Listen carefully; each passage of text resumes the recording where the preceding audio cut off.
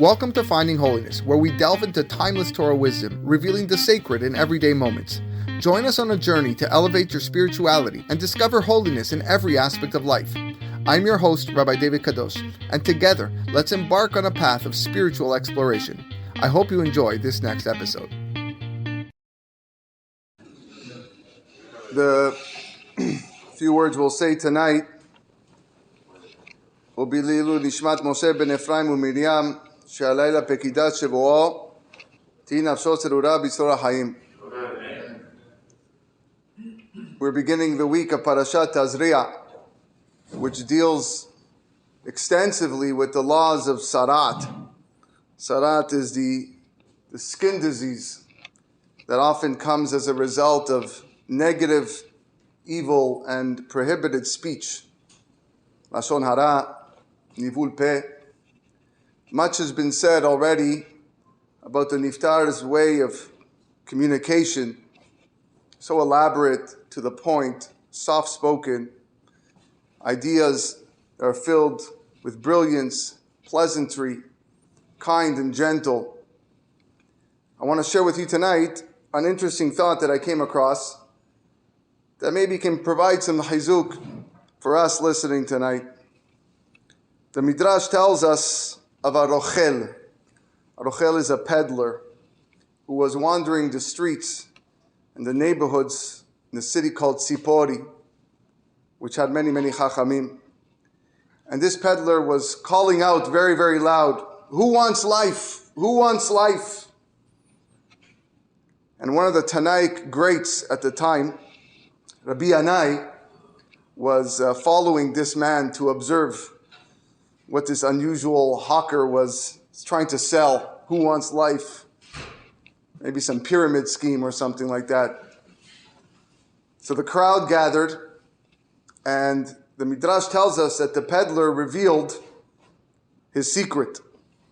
And he pulls out a Sefer Tehillim and read the pasuk, Mi ha'ish shechafetz chayim, ohev yamim lirot tov.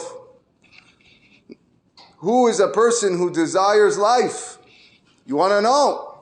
Netzor leshonecha mera, usvatecha midaber mirma.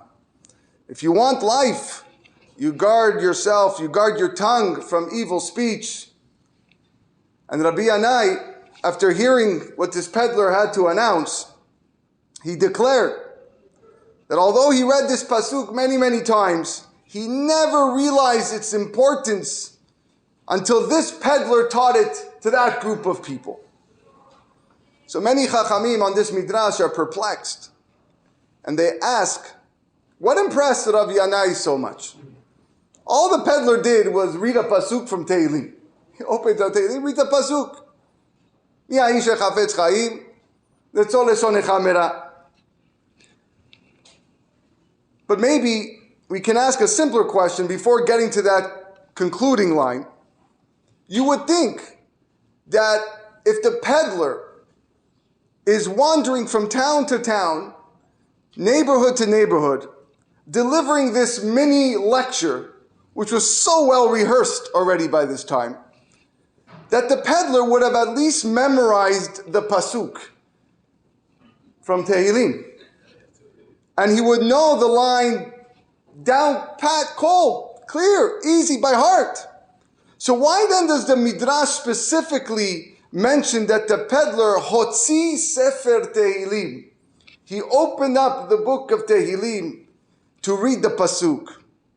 Even if you don't know this pasuk, we read it every Shabbat, it's not so hard to remember one pasuk, especially if you repeat it so many times. But maybe that's exactly the point. That even though this peddler went from town to town, neighborhood to neighborhood, giving the exact same speech in the same manner, over and over, and even though he knew that pasuk backwards and forwards, Mi ha'ish shechafetz chayim ohev yamim lirot tov, netzor leshonecha mera, usvatecha midaber mirma.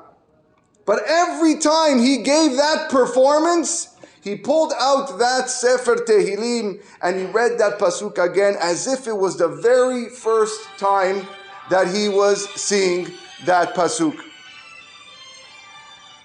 This explains Rav Yanai's astonishment as well. Rav Yanai was a Tana of the Mishnah. You don't think he knew the pasuk as well? If we know the pasuk, he knew the pasuk. Of course he knew the pasuk. He knew the pasuk before the peddler taught it. But it was precisely because he knew it so well that he had the most to learn from the peddler. Who gives a second thought to things that they know cold?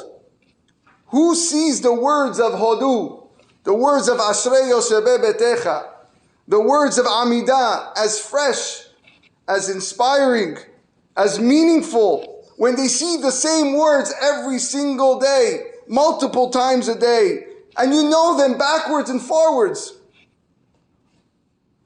You want to see tefillah? Go walk into a first grade classroom.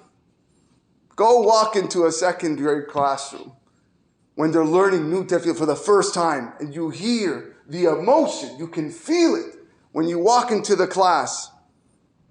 Watch how the kids savor every single word of that Ashrei Yoshvei V'techa, of that Baruch She'amar, of that Ve'ahavta et Hashem Elokecha b'chol levavecha v'chol nafshecha v'chol meodecha.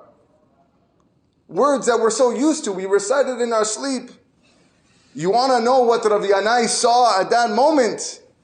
He saw Hotzi Sefer Tehilim. What impressed him the most was that the man took out the book of Tehilim to read a simple pasuk and realized that even though that he knows that pasuk by heart, he can still read it with a sense of wonder, with the sense of excitement as if he never heard it before. But Rabotai, the lesson of the peddler is not just about how we read pesukim. That in itself is something we can walk away with. As we know, the affliction of sarat, loosely translated as leprosy, came as a punishment, like I said, from slander, gossip, evil speech. And of course, there is lots of harm when you speak ill of a co-worker, a neighbor, a friend, a community member. But it's even worse. It's even worse when you speak badly about a spouse or a child or a really, really close friend. Often, in these cases, people don't even think twice with the words that they say because you're so used to the communication. We take the attention, we take the forbearance of those we are speaking to for granted. Hotzi Sefer Tehilim, this peddler did. He took out a book of Tehilim, meaning he didn't let the words go stale. He didn't let the words go unnoticed. It means that I'm going to greet my spouse the same way on the 10,000th time that I did the first time I met her. With the same tone, with the same expression that I used on the week that I got married.